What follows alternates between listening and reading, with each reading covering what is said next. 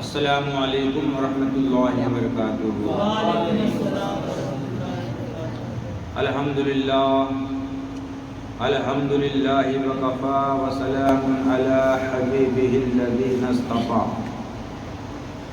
اما بعد فقد قال اللہ تبارک وتعالی فی القرآن المجید والفرقان الحمید، اعوذ باللہ من الشیطان الرجیم، بسم اللہ الرحمن الرحیم، یا ایہا الذین آمنوا اتقوا اللہ وکونوا مع الصادقین، صدق اللہ مولانا العظیم وصدق رسولہ النبی الامین المکین الکریم، ونحن علی ذلک لمن الشاہدین والشاکرین، والحمد للہ رب العالمین، الی یوم الدین الی غیر النہایہ۔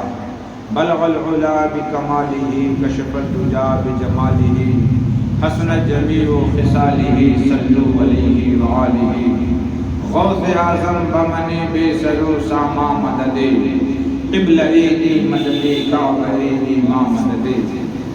عاشق خواجہ ہوں میں اور ہوں گدائی غوث پاک، سبحان اللہ سبحان اللہ۔ عاشق خواجہ ہوں میں اور ہوں گدائی غوث پاک، دل نثار خواجہ ہے اور جاں فدائے غوث پاک، سبحان اللہ۔ دل نثار خواجہ ہے اور جاں فدائے غوث پاک۔ اپنا مذہب اپنی ملت عاشقوں بس ہے یہی، اپنا مذہب اپنی ملت عاشقوں بس ہے یہی، جس میں خواجہ کی رضا، جس میں رضا غوث پاک، جس میں خواجہ کی خوشی، جس میں رضا غوث پاک۔ اور ایک شعر بڑے عقیدت کے ساتھ آپ کے سامنے پیش کرتا ہوں، محبت کے ساتھ سماعت فرما لیں کہ یا الہی یا الہی، جس گھڑی ہو جاکنی کا عالم، یا الہی جس گھڑی ہو جاکنی کا عالم، سر ہو خواجہ کے قدم پر اور پائے غوث پاک، سر ہو خواجہ کے قدم پر اور پائے غوث پاک۔ پھر کمپری لگا دو، وہ ہل جاتا ہے۔ ایک بار بآواز بلند رشید کا ہدیہ پیش کریں، اللہم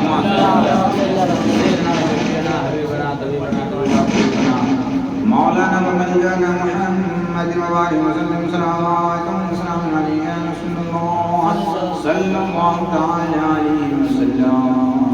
حضرت محترم، پروردگار عالم کا احسان عظیم ہے کہ اللہ رب العزت نے ہم سبوں کو اشرف المخلوقات بنایا ہے، اور اس پر بالائے کرم یہ کیا کہ ہم کو اپنے نبی کی امت میں پیدا فرمایا، یہ نبی کی امت میں اپنے محبوب کی امت میں پیدا فرمایا۔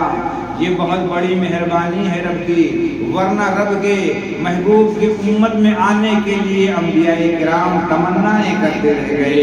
پیارے مسلمانوں، آج ہم اللہ کے پیارے رسول کے امتی ہونے کے لیے یہاں پر بیٹھے ہیں، اپنے نبی کا چرچا کر رہے ہیں، اپنے نبی کے آل حضرت غوث اعظم کا ذکر کر رہے ہیں۔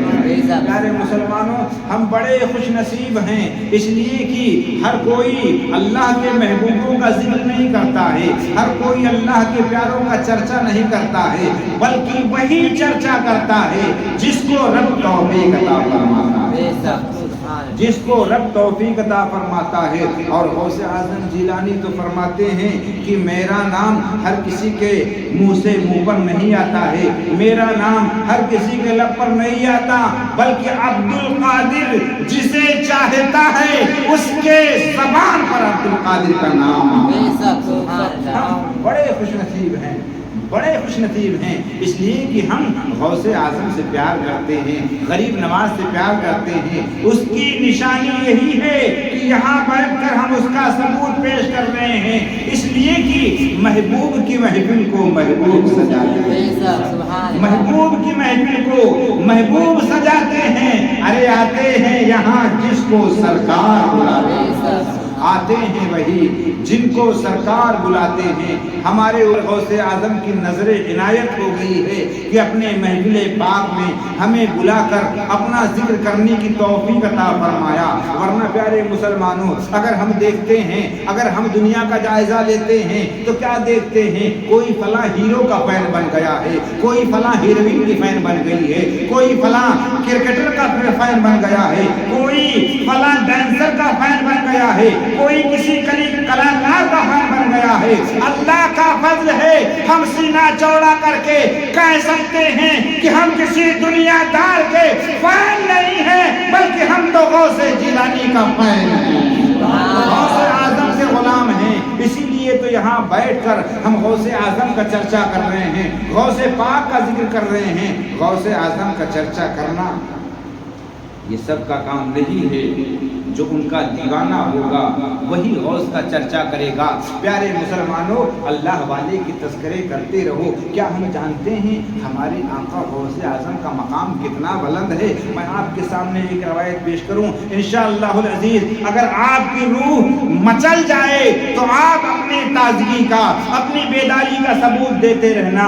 پیارے مسلمانوں، یہاں ہم بیٹھ کر رب کے محبوبوں کا تذکرہ کر رہے ہیں۔ ارے اللہ والوں کی جماعت ایسی جماعت ہے کہ جب ان کی محفل میں غلام آتے تھے تو صرف رب کے محبوب کا ذکر نہیں کرتے تھے، بلکہ سینے پر ہاتھ رکھ کر محبوب خدا کا دیدار کرا دیا کرتے تھے۔ آپ کو خبر ہوگی رب کا محبوب، دنیا میں بہت سارے ولی آئے یار، بہت سارے ولی آئے، لیکن ہمارے غوث اعظم اللہ کے ایسے پیارے محبوب ہیں کہ انہیں محبوب سبحانی کے لقب سے یاد کیا جاتا ہے۔ اور ایک اللہ کے ولی ہیں دہلی کی سرزمین پر، جنہیں دنیا محبوب الہی حضرت نظام الدین اولیاء کے نام سے یاد کرتی ہے۔ پیارے مسلمانوں، رب کا محبوب ہونا کوئی بہت بڑا کمال کی بات ہے۔ دیکھو اللہ کے ولی تو سب ہوتے ہیں، اللہ کو پیار کرتے ہیں، اللہ کو چاہتے ہیں کہ رب مجھ سے راضی ہو جائے، لیکن جو محبوب ہوتا ہے اس کو پروردگار عالم خود پیار کرتا ہے، خود پروردگار عالم اس سے محبت کرتا ہے۔ میں آپ کو بتاؤں، حضرت نظام الدین اولیاء کی بات آئی ہے، غوث اعظم کا مقام سمجھنے کے لیے انشاءاللہ العزیز ہم اپنے آپ کو تیار کر لیں، پوری توجہ ہماری طرف کریں، پورا توجہ ہماری طرف رکھیں۔ انشاءاللہ العزیز غوث اعظم کے مقام کو ہم دیکھیں گے تو ہماری روح مچل جائے گی۔ آؤ دیکھتے ہیں حضرت نظام الدین اولیاء محبوب الہی رحمت اللہ تعالی علیہ کے ایک بہت چہیتے مرید تھے، جن کو دنیا خواجہ امیر خسرو کے نام سے جانتی ہے۔ خواجہ امیر خسرو اپنے پیر کی بارگاہ میں تھے۔ حضرت نظام الدین اولیاء فرماتے ہیں، اے میرے مرید خاص سنو، چلے جاؤ پانی پت، وہاں پر ابو علی شاہ قلندر رحمت اللہ تعالی علیہ موجود ہے، جاؤ ان کی بارگاہ میں۔ ہر جمعرات کو محفل سجتی ہے، محفل سجائی جاتی ہے، ابو علی شاہ قلندر کی بارگاہ میں جایا کرو۔ حضرت امیر خسرو رحمت اللہ تعالی علیہ پیر کے کہنے پر جانے لگے، روز جاتے، ہر جمعرات کو جاتے، چلے آتے، جمعرات کو جاتے، چلے آتے۔ ایک دن ابو علی شاہ قلندر اپنی مستی میں تھے، جتنے حاضر نظام یہاں پر وہاں پر حاضر تھے، سب کو فرماتے ہیں، او لوگو اپنی نگاہوں کو بند کر لو، اپنی آنکھیں بند کر لو۔ اللہ پیارے مسلمانوں، حضرت ابو علی شاہ قلندر رحمت اللہ تعالی علیہ نے ایک نگاہ ولایت سب پر ڈالی تو سب کیا محسوس کرتے ہیں کہ ہم یہاں پر آپ کی بارگاہ میں نہیں بلکہ مدینے کے تاجدار کی بارگاہ میں موجود ہیں۔ سب نے اپنی آنکھوں سے محمد رسول اللہ صلی اللہ تعالی علیہ وسلم کی زیارت کر لی۔ پیارے مسلمانوں، بات ہوئی، یہ تو روز ہر جمعرات کو یہی ہوتا تھا، آپ لوگوں کو نبی اکرم کا دیدار کرا دیتے تھے۔ ایک دن حضرت ابو علی شاہ قلندر رحمت اللہ تعالی علیہ نے خواجہ امیر خسرو سے کہا کہ امیر خسرو، نبی کی بارگاہ میں جاتے ہو جمعرات کو، تمام اولیاء اکرام وہاں پر موجود ہیں، رہتے ہیں، کیا کبھی تم نے اپنے پیر کو دیکھا؟ حضرت امیر خسرو کہتے ہیں کہ سرکار ہمارے پیر تو نظر نہیں آئے. اب دیکھو پیارے مسلمانوں، اللہ والوں کو جب کوئی چیز بتانا ہوتا ہے، جب کوئی چیز سمجھانا ہوتا ہے تو اس طرح بات کرتے ہیں کہ اس کے دل پر لگے اور وہ اس کی جستجو میں لگ جائے. سبحان اللہ سبحان حضرت ابو علی شاہ قلندر رحمۃ اللہ تعالیٰ علیہ ارشاد فرماتے ہیں کہ سارے اولیاء کرام نبی کی بارگاہ میں حاضر رہتے ہیں، لیکن اے میرے خسرو تمہارے پیر نظام الدین اولیاء وہاں پر کہیں نظر نہیں آتے. اللہ اللہ پیارے مسلمان، یہ بات امیر خسرو کے دل میں لگی نا، اب ٹینشن میں چہرہ اترا ہوا ہے. پیر کی بارگاہ میں آئے، آپ کے پیر و مرشد حضرت نظام الدین اولیاء فرماتے اے میرے مرید بتاؤ تو صحیح یہ چہرہ اترا کیوں ہے، چہرے پر غم کیوں ہے؟ عرض کرتے ہیں سرکار وہ علی شاہ قلندر کی بارگاہ میں گیا تھا، نبی کا دیدار کرا دیا اور ساتھ میں یہ بھی کہہ دیا کہ تمہارے پیر کہیں نبی کی بارگاہ میں نظر نہیں آتے. اللہ اللہ پیارے مسلمانوں، آپ کے پیر حضرت نظام الدین اولیاء رحمۃ اللہ تعالی علیہ مسکراتے ہیں، مسکرا کر ارشاد فرماتے ہیں اے میرے غلام تو ٹینشن میں کیوں ہے، جا اب کی بار جانا تو ان کی بارگاہ میں کہہ دینا کہ اے ابو علی شاہ قلندر آپ نبی کی کچہری میں نبی کی بارگاہ میں مجھے بھیج دیجئے، میں اپنے پیر کو وہی تلاش کروں گا. سبحان اللہ سبحان اللہ. اللہ پیارے مسلمان، جب دوسرے دن گئے حضرت ابو علی شاہ قلندر رحمۃ اللہ تعالیٰ علیہ سوال پوچھتے ہیں اے امیر خسرو اپنے پیر سے یہ بات نہیں کہے تھے؟ کہتے ہیں حضور کہا تھا، ہمارے پیر نے کہا ہے کہ جب آپ نبی کا دیدار کرائیں تو ہمیں نبی کی بارگاہ میں جانے کی اجازت دے دیں، ہم خود جائیں گے اپنے پیر کو نبی کی بارگاہ میں تلاش کر لیں گے. اللہ اللہ پیارے مسلمانوں، جو رب کا ولی ہوتا ہے، جو رب کا قلندر ہوتا ہے، اس کے ہاتھ میں کتنا پاور رہتا ہے. آپ کہتے ہیں میرے حضور میرے پاس آ جاؤ، جیسے ہی قریب آئے سینے پر ابو علی شاہ قلندر نے ہاتھ رکھا ہے، ہاتھ کا رکھنا تھا، کہتے ہیں کہ آنکھیں بند کر لو. حضرت امیر خسرو کہتے ہیں کہ جیسے میں نے آنکھیں بند کی تو میں پانی پت میں نہیں بلکہ مدینے کی تاریخ کی بارگاہ میں. سبحان اللہ سبحان اللہ اکبر. ادھر ادھر تلاش کر رہے ہیں، حضرت نظام الدین اولیاء کو ڈھونڈ رہے ہیں، کہیں نظر نہیں آتے. اتنے میں سرکار اقدس صلی اللہ علیہ وسلم کی نگاہ پڑی امیر خسرو پر، ارشاد فرماتے ہیں امیر خسرو کس کو ڈھونڈ رہے ہو؟ عرض کرتے ہیں سرکار اپنے پیر و مرشد کو تلاش کر رہا ہوں، کہیں نظر نہیں آتے.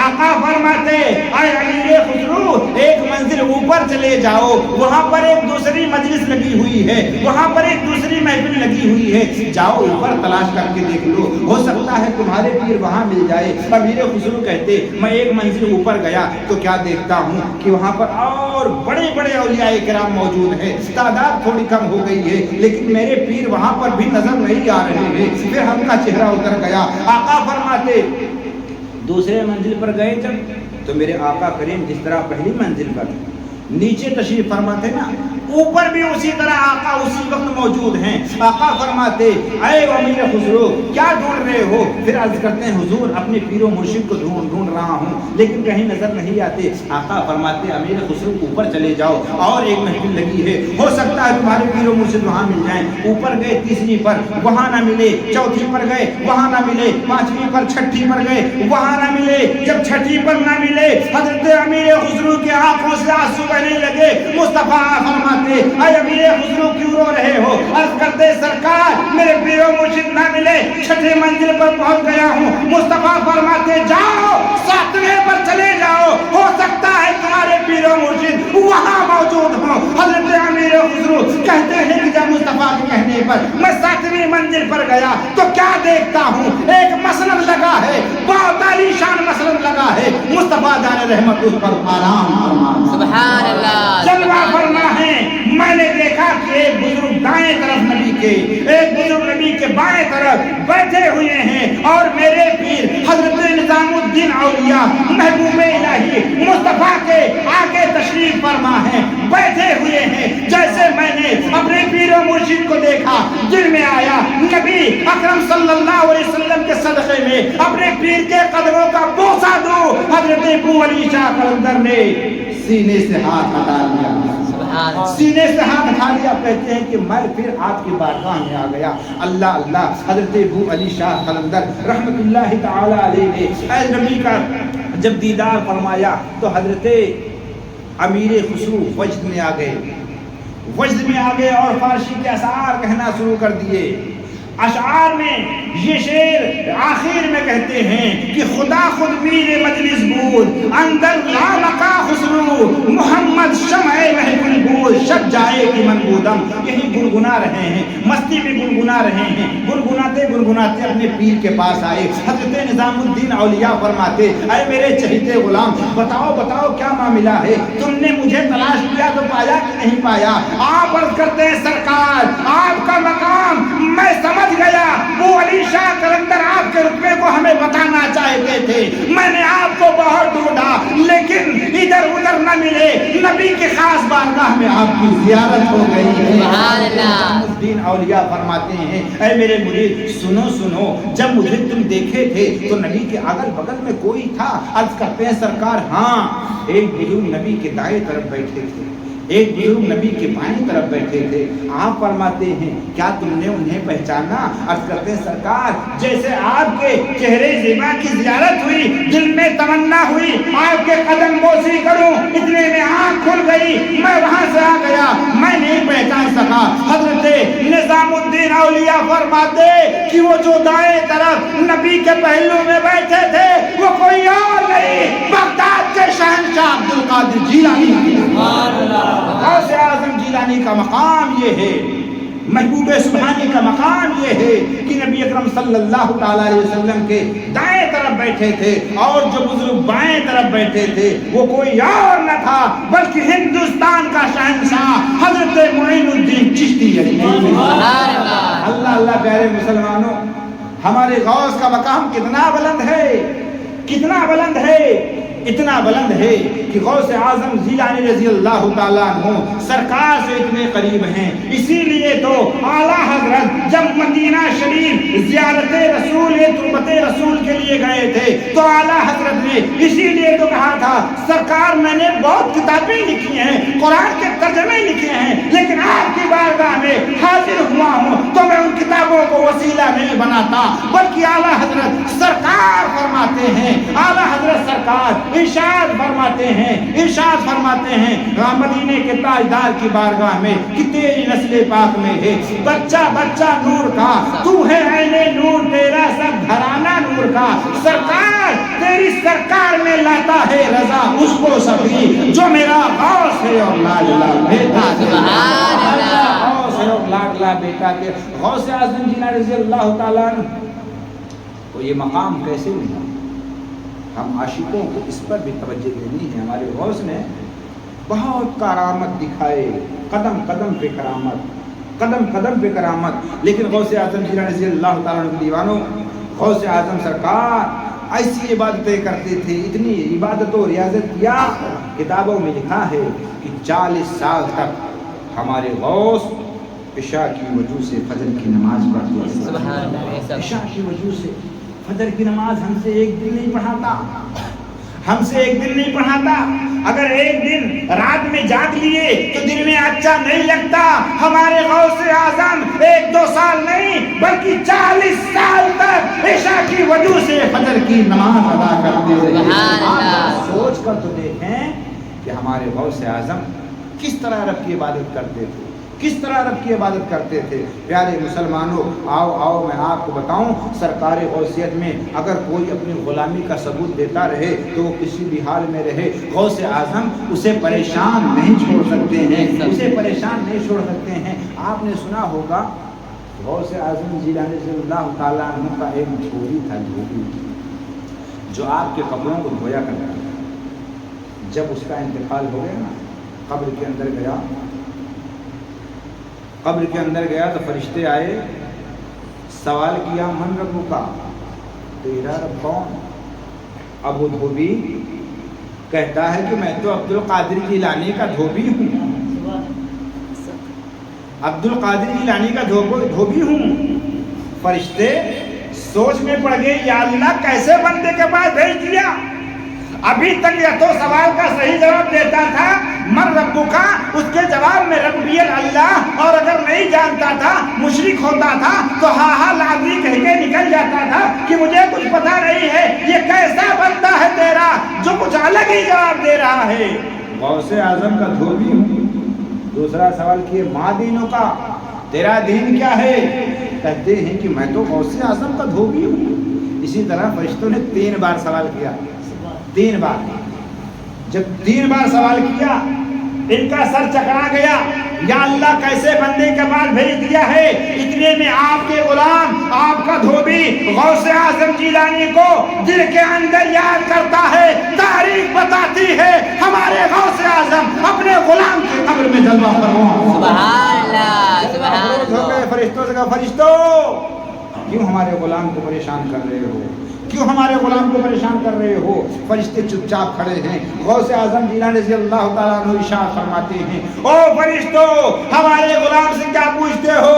جو پوچھنا ہو عبد القادر سے پوچھ لو، تم سوال کرو اس کا جواب دیتا چلا جاؤ۔ سبحان اللہ، سبحان اللہ۔ اب فرشتے جو ہیں نا، فرشتے وہ بھی غوث اعظم کے مقام کو جانتے تھے، خاموش ہو گئے، کچھ نہ پوچھ، چپ چاپ چلے گئے۔ غوث اعظم چلے گئے۔ اب قبر میں وہ آرام سے لیٹ گیا۔ تاریخ لکھنے والے کہتے ہیں کہ پروردگار عالم نے اس دھوبی کی مغفرت فرما دی۔ جب راوی سے پوچھا گیا کہ ارے بھائی یہ سوال تو قبر میں ہوتا ہے، اس کا جواب صحیح دے گا تبھی جنت کے دروازے کھلیں گے، تبھی اس کے قبر کو نور سے پر نور کیا جائے گا، تبھی اسے مغفرت کا پروانہ دیا جائے گا۔ دھوبی نے تو سوال کا جواب نہیں دیا۔ مورخ کہتے ہیں نادان، تم نے سمجھا نہیں، دھوبی نے سوال کا صحیح جواب دے دیا۔ میں نے کہا کیا مطلب؟ کہا گیا کہ دھوبی سے جب سوال کیا گیا من ربکا، تیرا رب کیا ہے، تو دھوبی نے صحیح جواب دیا۔ دھوبی نے کہا میں عبد القادر جیلانی کا دھوبی ہوں۔ مطلب یہ تھا کہ جو عبد القادر کا رب ہے وہی میرا رب ہے۔ میں عبد القادر کا دھوبی ہوں، جو عبد القادر کا رب ہے وہی میرا رب ہے۔ دوسرے سوال میں بھی کہا کہ جو عبد القادر جیلانی رضی اللہ تعالیٰ عنہ کا دین ہے وہی میرا دین ہے۔ پیارے مسلمانوں، تو کہنے کا مطلب اور منشا یہ ہے کہ ہمارے غوث بڑے پاورفل تھے، آج بھی ہیں۔ کل اگر کسی مرید کو قبر میں پریشانی ہوئی تھی تو کل قبر میں جا کر اس کی پریشانی کو دور کر دیے تھے۔ آج بھی اگر کوئی ان کا مرید، ان کا غلام اس دنیا میں رہے پریشان تو بھی مدد کریں گے، قبر میں پریشان ہوگا تو بھی مدد کریں گے۔ غوث اعظم جیلانی رضی اللہ تعالیٰ عنہ، ہمارے غوث کا مقام بہت بلند ہے، بہت بلند ہے۔ کچھ لوگ یہ سب واقعات سنتے ہیں تو چڑ جاتے ہیں، کہتے ہیں جی جناب یہ کیسے ہو سکتا ہے، یہ تو عقل میں ہی بات نہیں آتی ہے، دماغ ماننے کو تیار نہیں ہے۔ میں کہتا ہوں عزیزو، جو چیز عقل میں نہ آئے، جو چیز دماغ سمجھ نہ پائے، اسی کو تو کرامت کہا جاتا ہے۔ اگر ہمارے اور سب کے دماغ میں بات سمجھ میں آتی تو ہم بھی اہل کرامت ہو جاتے۔ پیارے مسلمانوں، اس طرح کے لوگوں جب ملیں تو ان کو بتاؤ کہ دیکھو اولیاء کرام کا تصرف بہت ہے، اللہ نے قرآن میں ذکر کیا ہے، قرآن میں بھی چرچا ہے، قرآن پڑھ کے دیکھو تمہیں پتہ چل جائے گا۔ یہ روایات کو ان جو ہے روایات اور کرامات کو تم جھٹلا نہیں سکتے ہو، اس لیے کہ کیا تمہیں خبر نہیں ہے حضرت سلیمان علیہ السلام کے زمانے میں جب حضرت سلیمان علیہ السلام نے کہا تھا اپنی محفل میں کہ کون ہے جو بلقیس، سبا بلقیس کا تخت میرے دربار میں لے آئے، تو ایک جن کھڑا ہوا اور جن نے کہا حضور آپ کی محفل برخاست ہونے سے پہلے، آپ کی محفل ختم ہونے سے پہلے میں اس کے تخت کو لاؤں گا، 1500 لگ بھگ کلومیٹر جاؤں گا، تخت اٹھا کر لاؤں گا۔ حضرت سلیمان علیہ الصلوۃ والتسلیم فرماتے نہیں، مجھ سے اس سے بھی پہلے چاہیے۔ گویا کہ حضرت سلیمان علیہ السلام کے علم کا عالم یہ کہ انہیں پتا تھا ہمارے محفل میں کوئی ایسا بھی ہے جو اس سے پہلے لا سکتا ہے۔ میں کہتا ہوں حضرت سلیمان علیہ السلام کا مقام اتنا بلند تو پھر مدینے کے تاجدار کا مقام کتنا بلند ہوگا. اعلیٰ حضرت سرکار فرماتے ہیں سب سے اولا وہ اعلیٰ ہمارا نبی, سب سے بالا وہ اعلیٰ ہمارا نبی, سب سے بالا وہ اعلیٰ ہمارا نبی. پیارے مسلمانوں, حضرت سلیمان علیہ السلام کو پتا تھا, معلوم تھا کہ کچھ لوگ نبی کی آمد کے 1400 سال بعد آئیں گے اور اپنا گلا پھلا کے بولیں گے کہ نبی کو, ولی کو کوئی تصرف نہیں. اس لیے حضرت سلیمان علیہ السلام نے کہا کہ وہ لوگ جو ہے جنات کی طاقت کو مانیں گے, جنات کے پاور کو تسلیم کریں گے, لیکن ولی اللہ کے پاور کو نہیں مانیں گے. اس لیے حضرت سلیمان علیہ السلام نے کہا اے جنات تجھے لانے کی ضرورت نہیں ہے, اگر کوئی اس سے پہلے لا سکتا ہے تو لائے. اللہ قرآن کے اندر ہے کہ اللہ کے ولی موجود تھے جن کا نام تھا آصف بن برخیہ رحمت اللہ تعالی علیہ. آپ فرماتے ہیں اے میرے آقا سلیمان علیہ السلام, اگر آپ حکم دیں, اگر آپ اجازت دیں تو میں اس تخت کو اتنا جلدی لاؤں گا کہ آپ پلک بھی نہیں بھان سکیں گے, آپ کی پلک بھی نہیں جھپکے گی.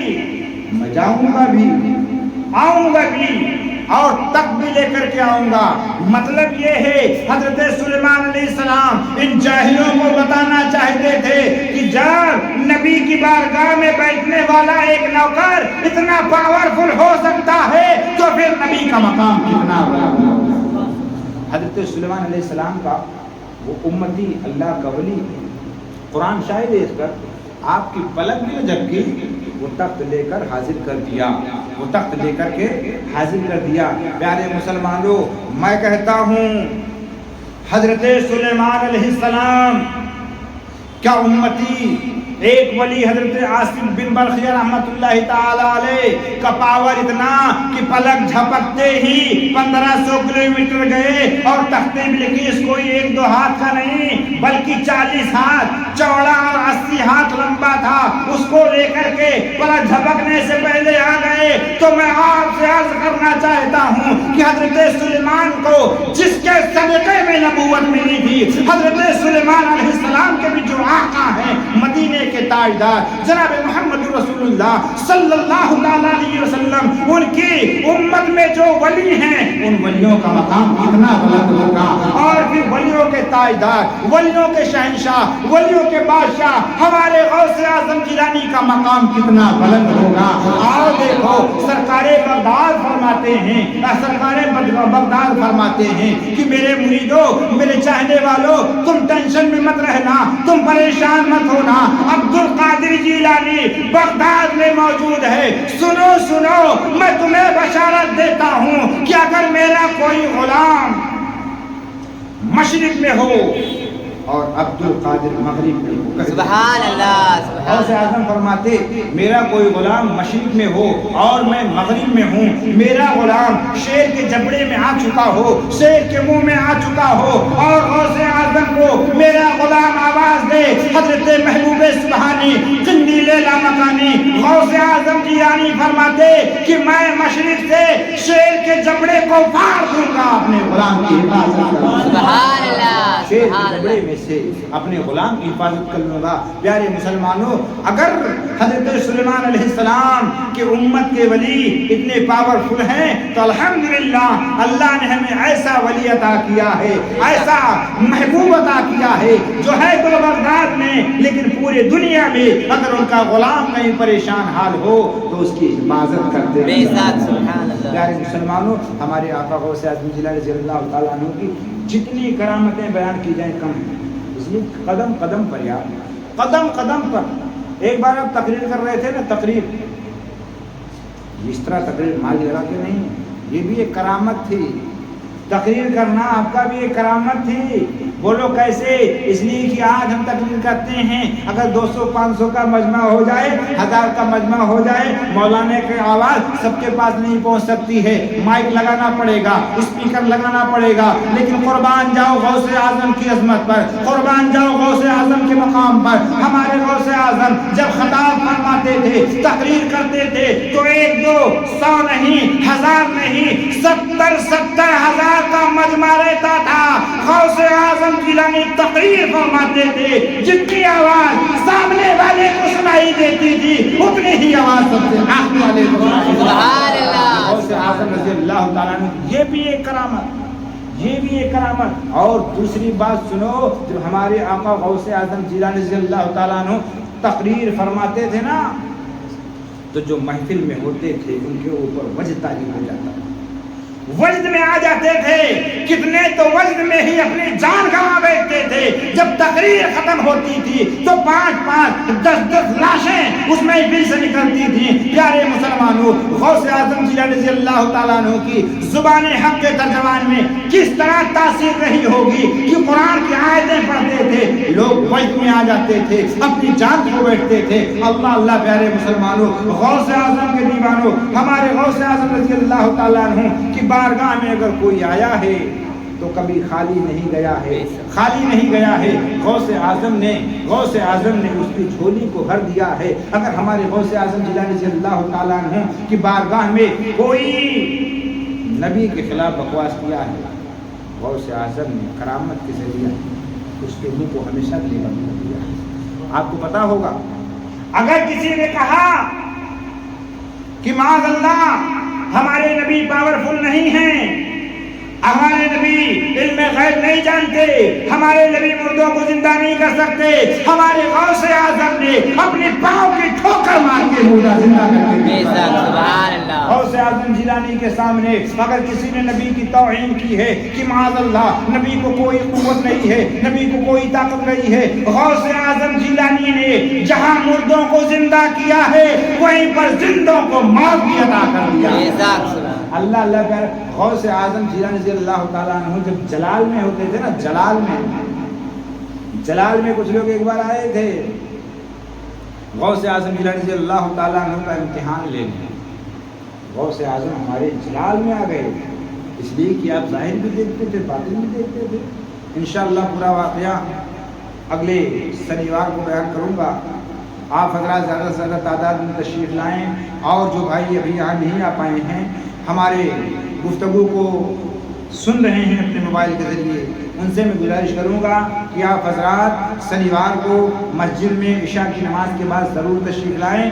انشاءاللہ العزیز غوث اعظم جیلانی رضی اللہ تعالیٰ عنہ نے مردوں کو زندہ کیا ہے. یہ واقعہ میں آپ کے سامنے بیان کیا تھا.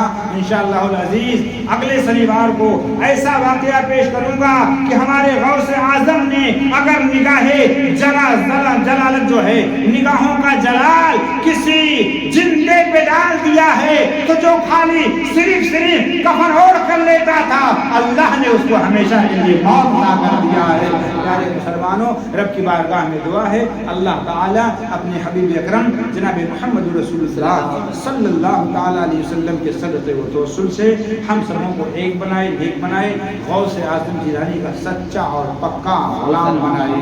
غوث اعظم کے صدقے میں جب تک اس دنیا میں رکھے ایمان کے ساتھ، اور جب اس دنیا سے خاتمہ ہو تو اپنے حبیب کے صدقے میں خاتمہ بھی خیر عطا فرمائے. ابھی اور زندگی دیکھی داستان ادھوری، میری موت سے نہ ہو کوئی داستان پوری. وما علینا الا البلاغ المبین. السلام علیکم. وعلیکم السلام.